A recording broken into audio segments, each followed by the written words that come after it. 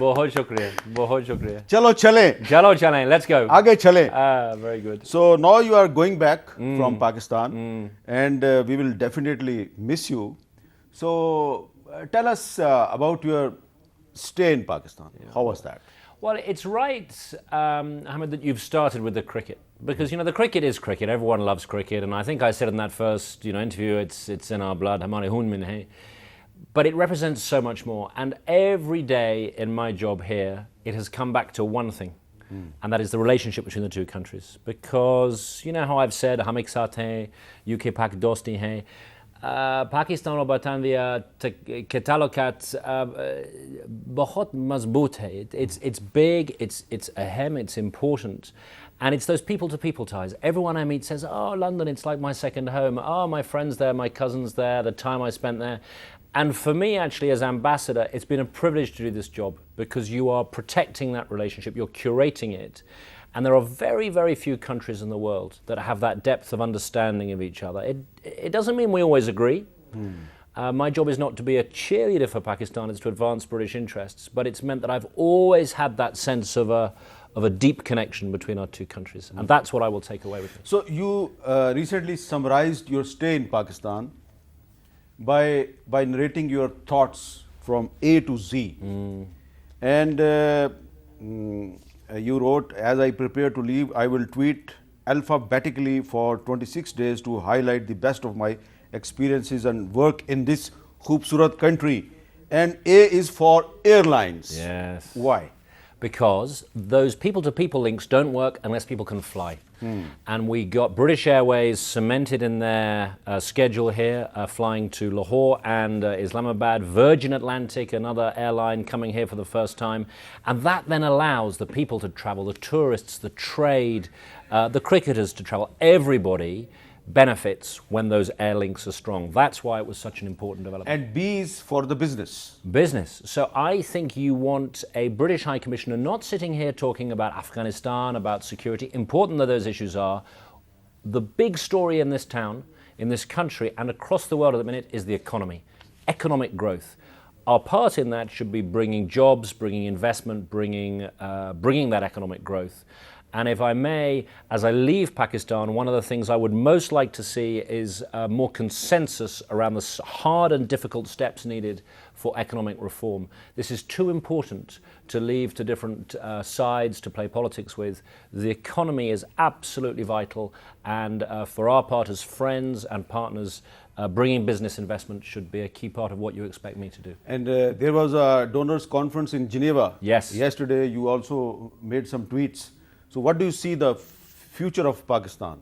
Well, look, the floods this year have been extraordinarily difficult. And, most of these things in my A to Z I was talking about, these are rich, warm, happy memories. But we've had some difficult times as well. The coronavirus pandemic, yes, the takeover of the Taliban in Afghanistan. But the floods this year have been absolutely devastating. And there is no doubt that Pakistan is on the front line of the world climate emergency. And the money which the world community pledged in Geneva is incredibly important to help Pakistan rebuild. For the UK, it was £36 million we've now pledged to the immediate recovery, and £91 million overall, as well as money direct from the British people to help with climate change. That is what we have got to do if countries like Pakistan are to adapt and be resilient to these extreme weather events. Even in London last year, Hamid, we had a temperature of 43 degrees in London. We can't cope with that any more than you can be expected to cope with the rainfall and the floods last year. So it's a tough challenge. So the climate change is an international phenomenon. Yeah, and when I first arrived here and I talked about climate change, very few people were interested. Now we all know this is a vital issue. The glaciers that are melting in the north, the flood water on which agriculture normally depends, if those waters go away and we just have these extreme floods, it's devastating for the people of Pakistan. And you wrote C is for cricket. Well, of course. The thing I am happiest about in my time here was that commitment which you are responsible for, sir. Because you forced me live on air, I think, to say that I would bring cricket back. And we then had a difficult period. We built towards a tour. It nearly happened. It got cancelled. And to be present this autumn at the return of England cricket, I was How did deeply you excited. convince your security guys to allow cricket team to come Pakistan? So look, it's called diplomacy, and I think at heart there is something else that runs through my experience. There are lots of negative perceptions of Pakistan, but those perceptions don't always match reality. The security situation in this country now is very different to 5, let alone 10 years ago, and part of my job was to explain that, work with the PCB, enormous credit to the PCB, under Ehsan Mani, then Ramiz Raja, to the ECB, to show we could put a proper tour on, and it was a real team effort. And D is for diaspora. Diaspora. So that's the word we use for the Pakistanis in the UK. 1.6 million people in the UK and Britain trace their heritage back to Pakistan. Over 100,000 British nationals here in Pakistan, maybe 400,000 travelling back and forth. It's a deep bond. And E is for education. Education, the issue we don't talk about enough. Yes. Because you think about the demographic, what, 50-60% of the country is beneath 30, even more, 75% under 18. Those kids are the country's future. And in your tenure, record numbers of visas were issued to the students. Yes, so I want to see more and more students coming back and forth, and student visas are being granted at the rate of about 97%. So if you want to study in the UK, please apply. And we have discussed F is for the floods. For the floods, difficult floods. And G is for gender. G is for gender. So even the biggest fan and supporter of Pakistan cannot but admit that the gender record is less than it should be. No country can achieve its potential without 50% of its population. As Quaid-e-Azam said, we must empower our women and give them the strength that they deserve, and show many amazing female Pakistani role models that I have worked with. So no apology for talking about strong Pakistani women and the need for them to have a central role in our public and economic life. And H is for heritage. Heritage. So I am a historian, and the history of this country, diverse history, I have loved visiting, and places like Rohtas Fort, Mackley, the World Heritage Sites, they need protecting and promoting. And we are still using the old British colonial laws. Even the sedition case is, sedition law is changed in British, but we are still using that. You know, if there's any problems in the end, it's our fault. So I will skip to J. J is for Jinnah. J is for Jinnah because I think his founding vision was so striking. I mean, he is such a character in the country. His mausoleum, one of the first places I visited in Karachi, and reading again some of his writings, there's a lot of wisdom and things we should follow in what Quaid-e-Azam said. And K is for Khana. So what is your favorite Khana in Pakistan? So now I have a confession. If there is a fight between England and Pakistan on savoury food, Pakistan wins. On puddings, on dessert, English food I think is better. Okay. But I love anything with dal, anything with saag, and I will take that home with me. I'll be looking for that nice desi food across England wherever I can find it. Yeah. And why you wrote that L is for the libraries? So this is about the British Council. So a very important part of our work here is the British Council, who do a lot of the education, the exams, those student links you talk about, and they have these libraries in Lahore and Karachi, which still provide a wonderful place for anyone of all ages to come and learn and to read and to meet each other. And you wrote M is for the Margla Hills. So one of the best things about living in Islamabad is your access to the Margla Hills, and you will know that I go walking there. I have been many times early in the morning, at weekends. Some ambassadors, they go and play golf. I don't want to play golf. But walking in the Margla Hills... You don't play golf? I don't play golf. Sorry to confess. Okay. But walking in the hills, I'm a trekking high commissioner, so very happy doing that. Why people say that you are Pakistan's ambassador in UK?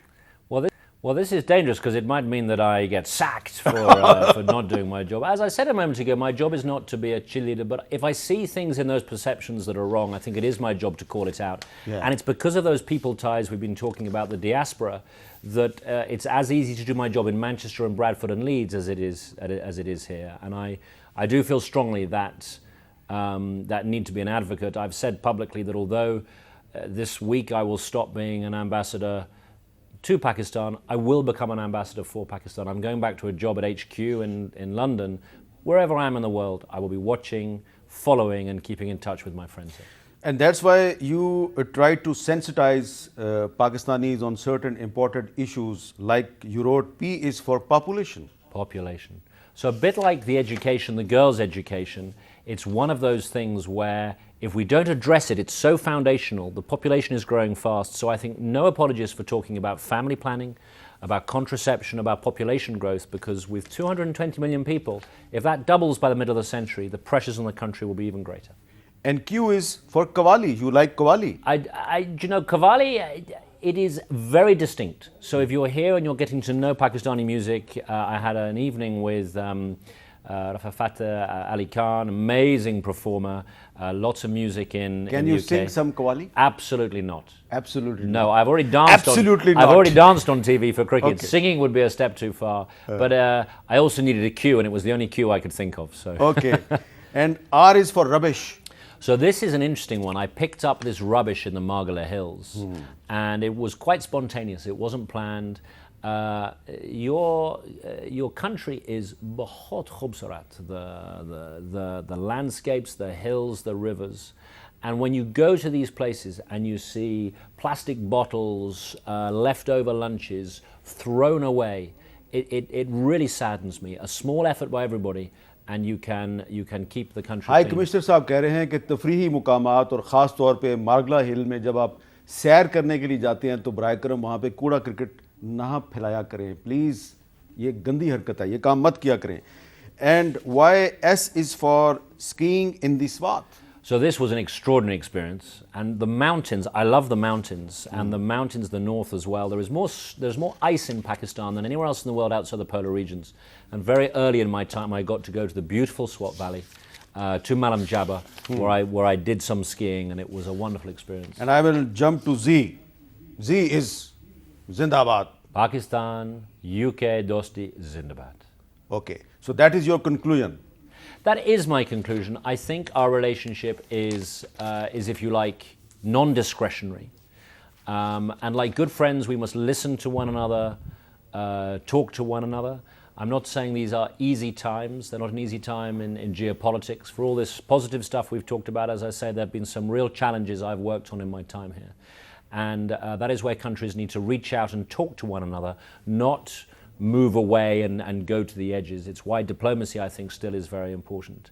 And I can say very honestly, and I hope you and your viewers can see it, that I will take Pakistan mera dil mein hai. It will be in my heart as I go, and it'll be a long, long time before I'm not feeling sad about leaving Pakistan behind. And your last message for the common Pakistanis, you stayed here for 3 years. What is your best memory you can share with the common Pakistanis? So I think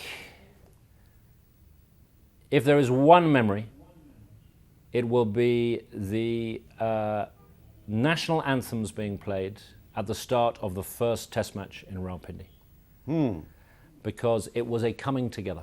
And as a diplomat, I'm a builder of bridges, not of walls. And as I'm alluding, in British politics, in Pakistani politics, there are too many people moving away from each other. And I think we must remember the art of disagreeing well. We have disagreements with many people, with some of our closest friends and loved ones, but we do it with respect. And for all the difficulty of getting those test matches and cricket returning, the cricket represented so much more about that dosti. And that moment and all the work we had done with the two boards, when I stood in Rawalpindi after 17 years and heard our national anthem, God Save the King, of course, as it now is, and your national anthem, and saw the two teams there with Ben Stokes and Babar Azam, there was a tear in my eye. Thank you very much, and best of luck for your future, and hope to see you again in Pakistan. बहुत शुक्रिया. I will not say खुदा हाफिज. खुदा हाफिज. सिर्फ क्योंकि मुझे उम्मीद है कि मैं वापस आऊँगा. सिर्फ फिर मिलेंगे. फिर मिलेंगे. फिर मिलेंगे. बहुत